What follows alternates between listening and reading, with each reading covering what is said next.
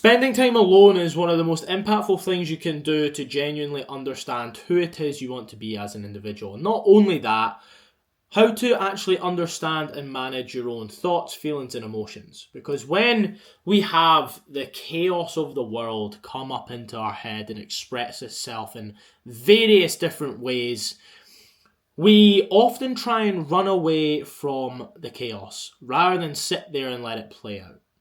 Now, running away from the chaos can be something as simple as replying to a few messages on your phone. You'll realise that if you actually sit down and try and spend some time in your own mind, it won't be long before your mind is telling you have certain things that you haven't done yet. Oh shit, I had an important message I need to reply to. Oh, I have an email that I didn't quite get back to. I was meant to send that person a text message.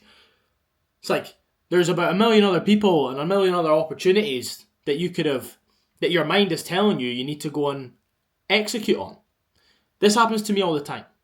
When I go and sit down with my own thoughts in the morning, before I've touched my phone, it's bliss. But if I try and do it in the middle of the day after I've been on my phone, my mind is trying to take me straight back to that addicting device so quickly. It's crazy.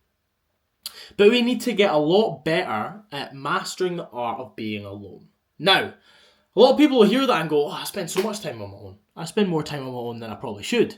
You might do, but behind the screen of a device, not actually sat in solitude with few distractions and maybe a coffee and a book by your side. And even a book you could suppose class a distraction. But I think if we're going to go that far, the main goal of this is to distract us from devices. Get us away from being locked into screens, because that is the most potent form of distraction. And that is unfortunately where we see so many people drifting off into the abyss and losing that ability to genuinely be content in their own company.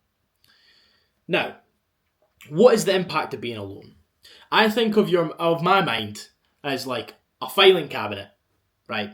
And it's fucking whip it out and it's about a mile long. There's millions of thoughts. Well, there probably is.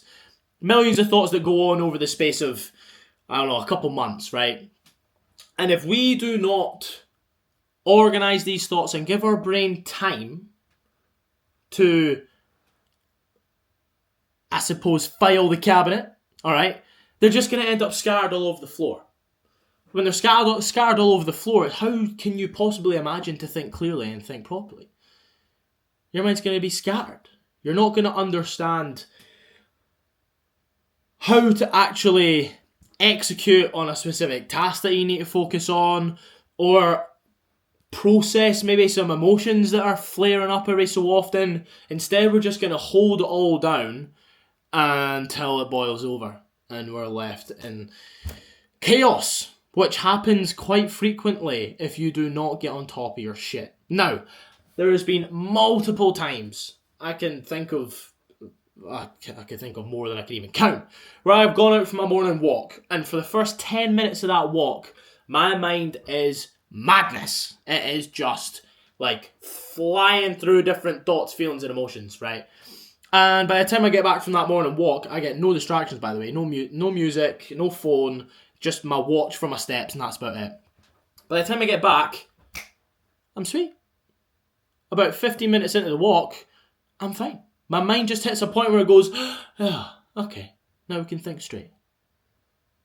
Now I can be grateful for the blue sky and the sun, and say hi to the person that's walking by me. Maybe even have a wee conversation. But in order to get to that point, I had to organise through chaos, okay? Now, what I will say is, the more you do this, the better you get at this, the much quicker your mind does it. And I can wholeheartedly say, what used to take maybe 15, 20 minutes for my mind to organise through chaos, it's probably done in under 5 now.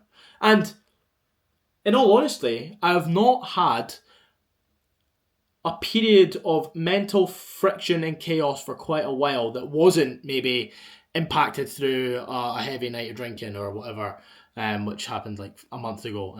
But previously to that, it was months. But the most important thing to actually understand about spending time in solitude is that the more you do it, the better you get at it, and the more your mind can actually process the chaotic unpredictability of life. Because that is reality. We have problems and we all go through tough times, we all go through good times. It is just life, it's the journey of life. But if you're not, I suppose, giving your mind a chance to process, understand, and overcome all these things, then you will forever be caught up in them and never actually be able to process them in the first place. So, spend more time in solitude, let your mind do its thing, embrace the chaos, and be consistent so that in the long term you get a lot better at it and you're not scared of that alone time. Alright? Peace trips. Drop a wee like and a sub. See you in the next one.